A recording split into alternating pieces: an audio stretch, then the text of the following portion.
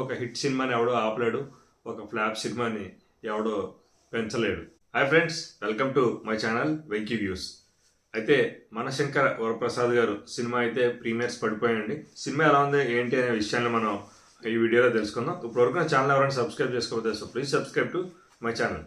ఇకపోతే మనశంకర వరప్రసాద్ గారు సినిమా గురించి మనం మాట్లాడుకోవాల్సి వస్తే, సినిమా పాత సీసాలో కొత్త మందు అని అంటారు కదా, ఒక సామెత ఉంటుంది కానీ సేమ్ అదే కైండ్ ఆఫ్ మూవీ అని అయితే మనం సింపుల్గా వన్ లైన్లో అయితే చెప్పచ్చు. ఎందుకంటే అనిల్ రావుపూడి పెద్దగా హైప్ని పెంచేటటువంటి సినిమాలకు జోలికి వెళ్ళడు, పైగా హైప్ కూడా పెంచాడు సినిమాలకు సంబంధించి. సో వాళ్ళు ఏదైతే ప్రమోషన్స్లో కానీ ప్రీ రిలీజ్ ఫంక్షన్లో కానీ ఏదైతే చెప్పుకుంటా వచ్చారో అదే ఎగ్జాక్ట్గా సినిమాలో తీసుకురావడానికి అయితే ట్రై చేశారు.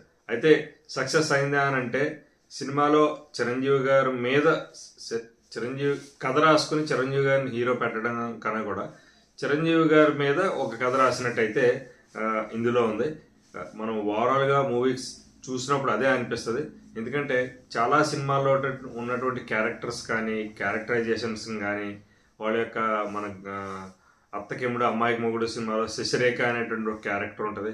అదే క్యారెక్టర్ మనకి నయనతార రూపంలో తీసుకురావడం కానీ అందులో ఉన్నటువంటి క్యారెక్టరైజేషన్ ఇందులో కూడా చూపించడం కానీ, ఇకపోతే చిరంజీవి గారి విషయానికి వస్తే పాత సినిమాలో మనకు ఒక శంకర్ దాదా ఎంబీబీఎస్ కానీ అలాగే ఘరానా మొగుడు కానీ ఏనాటి చిరంజీవి గారి సినిమాలో ఉన్నటువంటి డైలాగ్స్లోనే కొంత సెటైరిక్గా కొన్ని మీమ్స్ టైప్లోనూ కూడా పెట్టి ఈ సినిమాని ముందుకు తీసుకురావడం. అనిల్ రావుపూడికి ఒక టెంప్లెట్ ఉంటుంది, అదే టెంప్లెట్లోనే సేఫ్ జోన్లో వెళ్తుంటాడు. ఎప్పుడు కూడా కూర్చున్నంతసేపు మనం మ్యాజిక్లు చేయలేదు, లాజిక్లు ఆలోచించలేదు, ఓన్లీ మ్యాజిక్తోనే మనం సినిమాని తీసుకెళ్దాం. కూర్చున్నప్పుడు ఎవరో కూడా ఎంగేజింగ్గా ఉన్నారా లేదా, కాసేపు నవ్వుకున్నారా లేదా అన్న పాయింట్ల మీద మాత్రమే చూస్తాడు. ఓన్లీ ఫ్యామిలీ ఆడియన్స్ని ఎక్కువ టార్గెట్ చేసే విధంగా ఉంటాయి. మనకి యూత్ కానీ మాస్ కానీ కొన్ని ఫ్యామిలీకి మొగుడు పెళ్ళానికి మధ్యలో భార్యాభర్తల మధ్యలో ఉన్నటువంటి కొన్ని సీన్స్ అక్కడక్కడ ఓకే అనిపించినప్పటికీ, అంటే మాస్ ఆడియన్స్కి ఓకే అనిపించినప్పటికీ కూడా ఫ్యామిలీ ఆడియన్స్ ఖచ్చితంగా దీనికి కనెక్ట్ అయ్యే అవకాశం ఎక్కువగా ఉంది. కొంతమంది ఫ్యామిలీ ఆడియన్స్ కూడా ఎంజాయ్ చేస్తున్నారు. అలాగే మాస్ వచ్చేసరికి కొన్ని అక్కడక్కడ కొన్ని సీన్స్లో వాళ్ళు పెద్ద రెస్పాన్స్ లేదు, న్యూట్రల్గా కూర్చుని చూస్తున్నారు కొన్ని సీన్స్లో. అయితే నేను ఆడియన్స్లో అబ్జర్వ్ చేసినటువంటి సీన్స్ని మాత్రం మీకు చెప్తున్నాను నేను. ఇలా ఓవరాల్గా శరత్ సక్సేనాని తీసుకొచ్చారు, ముఠా మేస్త్రిలో విలన్గా చేసినటువంటి శరత్ సక్సేనాని తీసుకొచ్చారు. ఆల్రెడీ కొన్ని సీన్స్ని అనుకుని దాన్ని ఒక కథ రూపంలోకి మార్చుకున్నాడని అనిల్ రావుపూడి అని అయితే మనం చెప్పచ్చు. ఫస్ట్ హాఫ్ అంతా చాలా బాగుంది. ఒక ఫన్ ఎలిమెంట్ని ఫన్ చేద్దాం మనం, సంక్రాంతికి ఫ్యామిలీ ఆడియన్స్ ఎక్కువ సినిమాకి వచ్చే అవకాశం ఉంటుంది, సో వాళ్ళకి మనం ఒక ఫన్ చూపెడదామని చెప్పి ఫస్ట్ హాఫ్ అంతా కూడా వాళ్ళు ఫన్ చూపించడం జరిగింది. సెకండ్ హాఫ్లో కూడా అక్కడక్కడ కొన్ని ల్యాగ్స్ ఉన్నప్పటికీ సెకండ్ హాఫ్లో వెంకీ గారు వచ్చేసరికి సినిమా నెక్స్ట్ లెవెల్కి వెళ్తుంది. ఎందుకంటే మనం ఆ కాంబినేషన్ చూద్దామనే ఒక ఆతృతతో ఉంటాం కాబట్టి అదే ఆతృతను మనకి ఎలా చూపించాలని అనుకున్నాడో వెంకీ గారిని అలాగే చిరంజీవి గారి మధ్య ఉన్నటువంటి ఒక టైమింగ్, కామెడీ టైమింగ్ బాగా వర్కౌట్ అయిందని చెప్పాలి. ఎందుకంటే ఇటువంటి కామెడీ డైలాగ్స్ కానీ కామెడీకి సంబంధించిన సీన్స్ రాయడంలో సిద్ధాస్తుడు అనిల్ రావుపూడి. సో అందులో ఎక్కడా కూడా ఆయన తగ్గలేదు, బ్యాలెన్స్ చేసుకుంటానే వచ్చాడని చెప్పాలి. ఒక మంచి హిట్స్ ఉన్నటువంటి హీరోని అలాగే ఒక మంచి స్టార్డమ్ ఉన్నటువంటి హీరోని పక్కన పెట్టి సినిమాలో డైలాగులు రాయడం అనేది అంత ఆషామాషి విషయం కాదు. సో అక్కడ కూడా అనిల్ రావుపూడి బాగానే చేశాడని చెప్పాలి. సాంగ్స్ అయితే చాలా బాగున్నాయి. మన చిరంజీవి గారి దగ్గర నుంచి మనం ఏదైతే ఎక్స్పెక్ట్ చేస్తామో, ఈ మధ్యకాలంలో కొన్ని సినిమాలు అంటే గతంలో సినిమాలు చూసినప్పుడు అంత ఇంపాక్ట్ ఇవ్వకపోయినప్పటికీ కూడా ఈ సినిమాలో ఆల్రెడీ సాంగ్స్కి సంబంధించి మనం వాళ్ళు రిలీజ్ చేసినటువంటి సాంగ్స్లో బాగున్నప్పటికీ సినిమాలో చూసేసరికి ఇంకొంచెం మంచి ఇంపాక్ట్ అయితే వచ్చింది. ఫుల్ లెంత్ వీడియోస్ మనం చూస్తాం కాబట్టి, విత్ స్టెప్స్తో చూస్తాం కాబట్టి చిరంజీవి గారు ఈ వయసులో కూడా అలా ట్రై చేశారని అంటే గ్రేట్ అనే చెప్పాలి.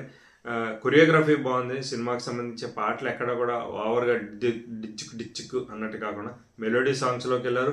హుక్ స్టెప్ స్ట్రాంగ్ అయితే నెక్స్ట్ లెవెల్ ఉందని చెప్పాలి.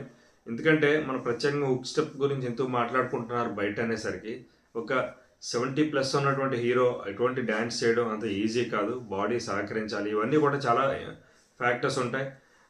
అయితే సినిమాని ఎక్కడ కూడా హైలైట్స్ మనం ఎలివేషన్స్ ఇచ్చుకుంటా పోదాము, మెగాస్టార్ దొరికాడు కదా మనకి, మెగాస్టార్ని మంచి ఊపులో మంచి ఫైట్స్ ఒక గుద్దుతే ఎక్కడికో వెళ్ళిపోవాలి, ఇవన్నీ కూడా పక్కన పెట్టేశారండి.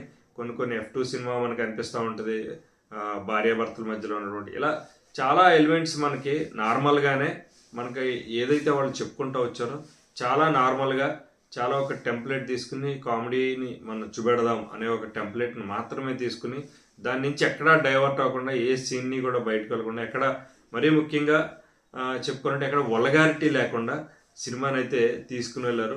మన చిన్నపిల్లల నుంచి పెద్దవాళ్ళు ముసలాళ్ళ వరకు కూడా ఈ సినిమాకి మనం ఖచ్చితంగా 100% థియేటర్స్కి ఈ పండగకి తీసుకువెళ్ళేటట్టయితే ఉంది. ఇకపోతే మనం మరీ ముఖ్యంగా మాట్లాడుకోవాల్సిన వ్యక్తి ఇంకొక ఆయన ఉన్నారు. అనిల్ రావుపూడి. ఆబ్వియస్గా ఆయన హీరో, కథ ఆయనదే.